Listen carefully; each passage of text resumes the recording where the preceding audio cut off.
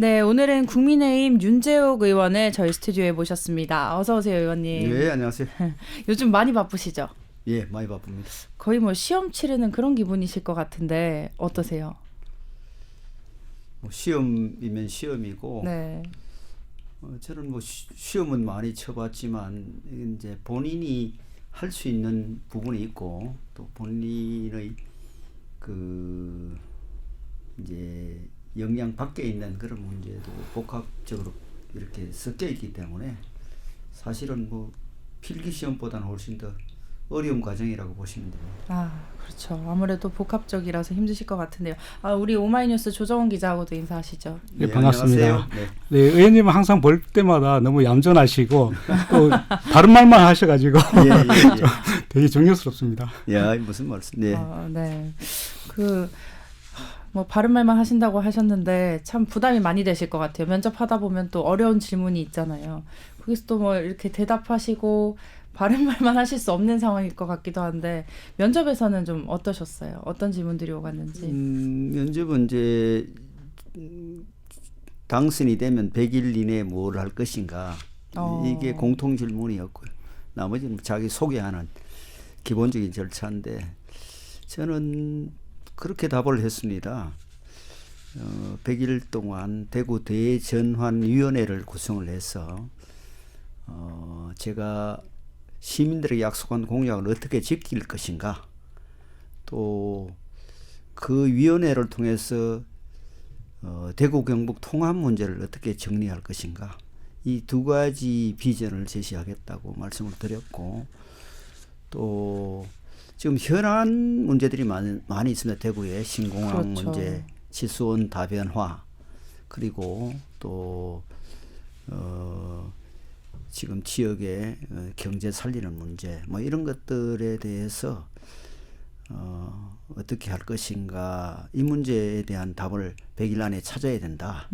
그렇게 말씀을 드렸고, 그리고 또 100일 동안 우리 민생이 많이 어렵잖아요. 민생 회복 TF를 만들어서 소상공인들, 또 자영업자, 청년들, 또 기업인들을 다 같이 함께 모아서 현장을 다니면서 현장의 문제를 찾고 또 그 문제 해결책을 제시하는 기관으로 삼아야 되겠다. 그리고 대구가 지금 분위기가 많이 가라앉아 있지 않습니까? 맞습니다. 대구의 분위기를 좀 칙칙하고 어둡고 힘든 분위기를 걷어내고 시민들에게 이제 시장이 되면 희망을 보여줘야 되지 않습니까? 네. 100일 동안 이제 구체적으로 분위기를 바꾸기 위해서는 동성로라든지 이런데 이제 빈 공실이 많아서 상당히 그 침체되어 있는 이런 지역에 좀 활기를 불어넣는 모습을 보여야 된다. 그리고 또 이 미분양 주택들도 많이 있습니다. 그래서 미분양 주택들에 대한 대책도 그 기간 안에 제시하겠다.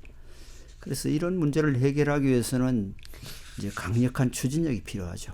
그리고 또 문제 해결 역량이 있어야 되고, 또 대구의 현안 문제는 대부분 중앙정부의 협조를 받아야 되는데 다음 시장은 4년 내에 이 정부와 같이 하게 됩니다. 그래서 이 상황에서 어떻게 협상력을 발휘해서 대구 문제를 해결할 것인가에 대한 그런 비전을 제시하겠다. 그러니까 제가 추진력과 문제 해결 능력, 협상력을 갖춘 지도자로서 대구 문제를 정말로 우리 시민들이 걱정하지 않게 해결하는 그런 이 기간으로 삼겠다. 네. 그렇게 말씀을 드렸습니다. 여당 원내대표 시절에 이태원 특별법 뭐 이런 야당과의 합의를 이끌어냈던 그런 경험들을 많이 어필하셨나 보네요. 그렇습니다. 이제 야당하고 이태원 특별법이 거의 사실 사고 나고 나서 한 1년 가까이 걸렸습니다. 이 협상이 좀 지리하고 양측의 입장이 달랐는데 제가 그 당시에 이제 야당인 민주당을 설득을 한 게 우선 유족이나 피해자들의 피해를 보상하는 것만이라도 합의를 해보자. 나머지 쟁점 상황에 대해서는 또 단계적으로 이 특별법이라는 것이 이제 뭐 첫술에 배가 부르지 않거든요. 그게 조금씩 또 필요한 부분을 고쳐 나가면 되지 않겠느냐. 그렇게 해서 설득을 해왔고, 또 우리 당 지지자들 중에도 또 거기에 반대하는 분들이 많이 있어요. 맞아요. 그래서 양측을 설득을 해서 결국은 이제 거의 1년 만에 타결을 했죠. 그래서 상당히 보람을 느낍니다. 네. 그런 어려운 법을 통과시키고 또 그 피해를 본 분들한테 조금이라도 위안을 드릴 수 있었다는 게 상당히 보람이었습니다. 그 경험이 또 면접에서 시장 준비하시는데도 굉장히 좋은 영향이 있을 것 네. 같고요.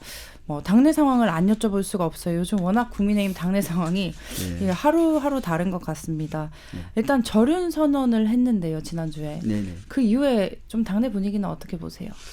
사실 3월 9일 날 우리 의총에서 이 통합과 관련된 또 화합하고 앞으로 당이 어떻게 갈 것인가 진로에 대한 결의를 했습니다. 뭐 일부는 그걸 전륜 선언이라고 하기는 합니다만은 근데 이제 그 이후에 또 공천관리위원회가 지금 이렇게 좀 그렇죠. 소란스럽고 또 오세훈 서울시장이 지금 공천 신청을 하지 않고 있어서 아직도 이 분열 상황이 극복되지 않고 있다.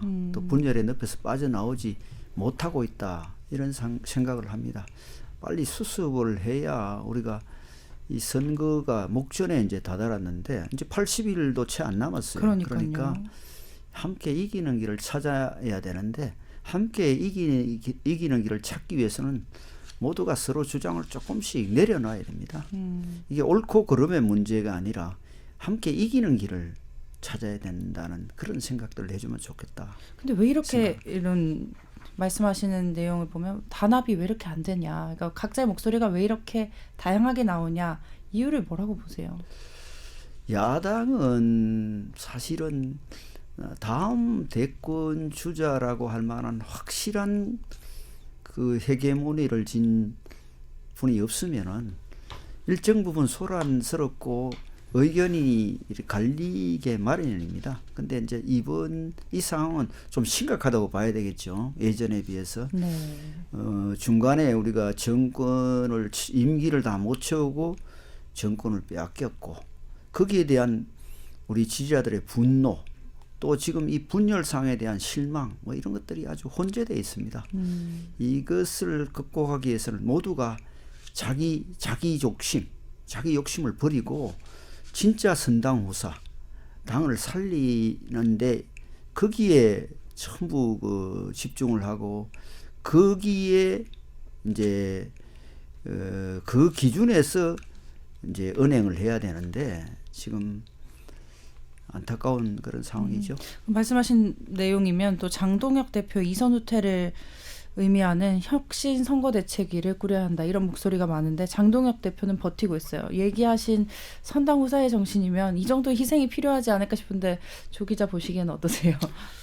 글쎄요. 저는 아직까지 이게 혁신이 됐는지는 좀 의문스럽거든요. 사실 장동혁 대표는 앞서 말씀하신 대로 절연하는 의총에 참여는 했지만 그 이후에 뭐 발언을 많이 안 하시고 침묵으로 일관을 하셨기 때문에 그 당대표가 그런 상황에서 지금 국민의힘이 조금 변했다고 볼 수 있나 좀 의문도 들더라고요. 이 부분에 대해서는 의원님은 좀 어떻게 보시고 계신지 궁금하기도 합니다.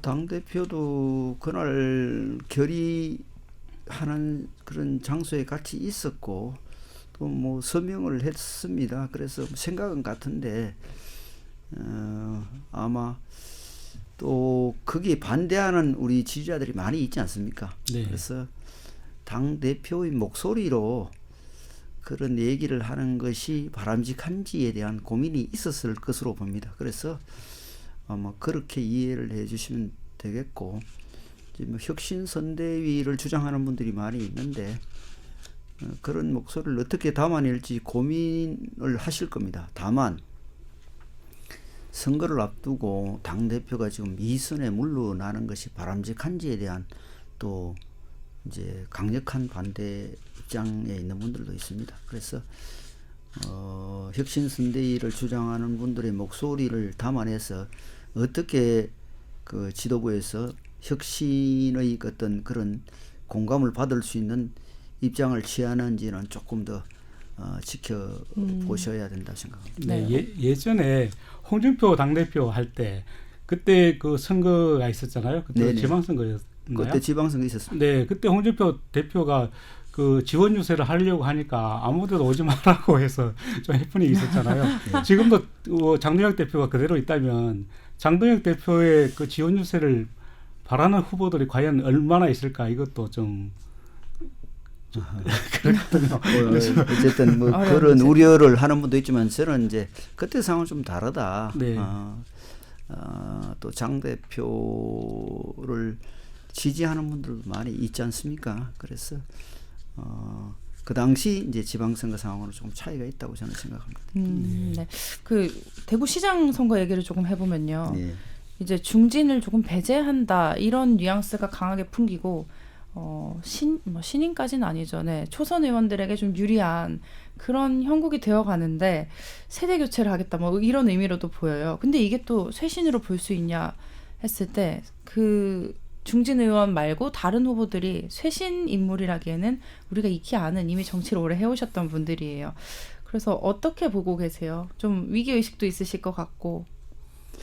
저는 이제 공천 신청을 한 사람이라서 지금 공간이 입장과 관련된 여러 가지 이야기들이 나오고 있어요. 언론에 뭐 보도되는 부분도 있고 또 그냥 소위 말해서 썰로 얘기되는 부분도 있는데 제가 아직은 거기에 대해서 가타부타 언급을 좀 제가 삼가하고 있습니다. 그래서 지켜보고 있고 다만 우리가 이 대구 민심이 예전과 다르다.